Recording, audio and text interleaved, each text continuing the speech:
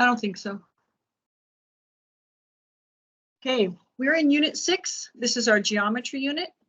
Geometry has 3 modules, modules 13, 14, and 15. This lesson is the first lesson in module 13, lesson 13.1.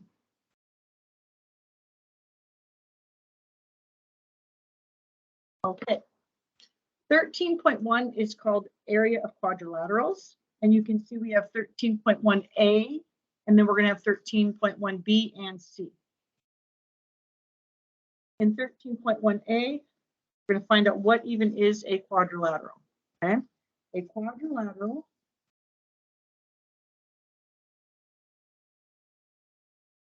quadrilateral is a figure that has 4 straight sides. In this lesson, we're going to use formulas for finding the area. And we're going to find the area of 3 types of quadrilaterals.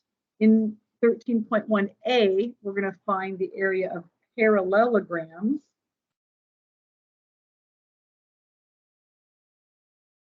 In 13.1b, we're going to do rhombuses, and in 13.1.c, we're going to do trapezoids. Your snapshot will be after 13.1c. Okay, so let's find the formula for the area of a parallelogram. First of all, what even is a parallelogram? So a parallelogram is a quadrilateral with 2 pairs of parallel sides.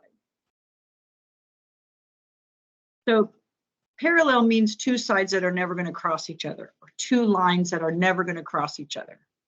So here's a picture of a parallelogram, and you see this side right here and this side right here are parallel. Means that these 2, this line right here and this line right here could go on and on and on and on, and they'll never cross each other. That's what parallel means. So this side over here and this side over here are also parallel. So a parallelogram has 2 pairs of parallel sides. Here's one pair here, and here's the other pair here. So these 2, that's one pair. These 2, that's the other pair. Both pairs are parallel. That's what a parallelogram is. And it's a quadrilateral because it has 4 straight sides. Okay? So to find the area of parallelogram, you're going to multiply the base times the height. And the area is all this section in blue. If you want to know, you can measure the distance of this line. You can measure the distance of this line or this line or this line. You can measure lines, you measure the distance. But if you want to know what is this space right here, how much is this space, that's called area. Okay? So to find the area of a parallelogram, you multiply the length of its base times the length of its height. You do not multiply it times the length of this side. That side is not the height of the parallelogram. The height is how tall is the parallelogram. And so you have to measure a line from the base that is perpendicular, which means it has a 90-degree angle. And you see that little square right there? That little square tells you that that line, that dotted line, is perpendicular to the base. That's what that little square tells you. Okay? So area of a parallelogram is the base times the height. Or area, A stands for area, equals base times height. Okay, remember when you have 2 letters right next to each other, that's multiplication. All right, let's talk about 2 special parallelograms. One is a rectangle and the other is a square. All right, let's start with rectangle. A rectangle, I think most of you know what a rectangle is, but let's talk about the official definition, okay? It's a special parallelogram that has 4 90-degree angles. 90-degree angles means it makes a perfect square in the corner, okay? So that's a 90-degree angle, that one is a 90-degree angle, that's 90, and that's 90. 4 90-degree angles.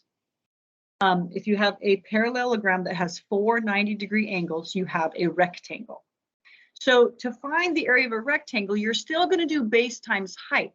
But because the sides all have 90-degree angles, you're actually going to do length times width, which is the same as base times height. But with a rectangle, we call it length times width, okay?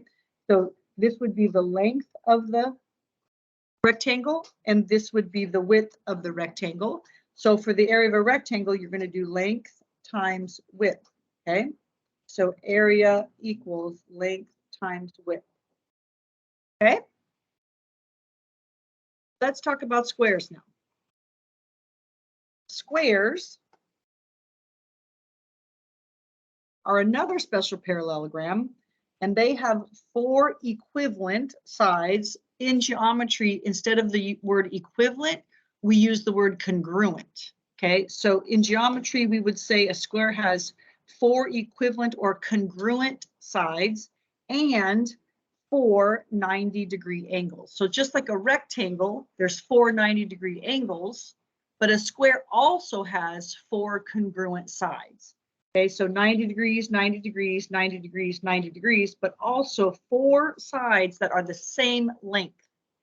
So that means when we find the area of a square, we also do the base times the height, or length times width, just like a rectangle. However, because the sides of a square are all the same length, we can call this side and this side and this side and this side, right? All those sides are the same length.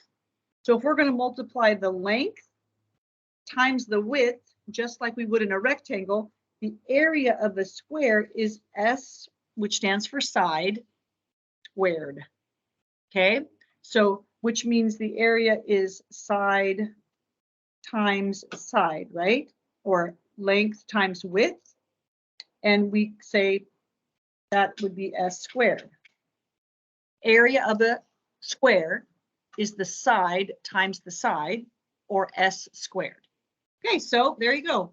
Area of parallelograms, area of rectangle and square, which are special kinds of parallelograms.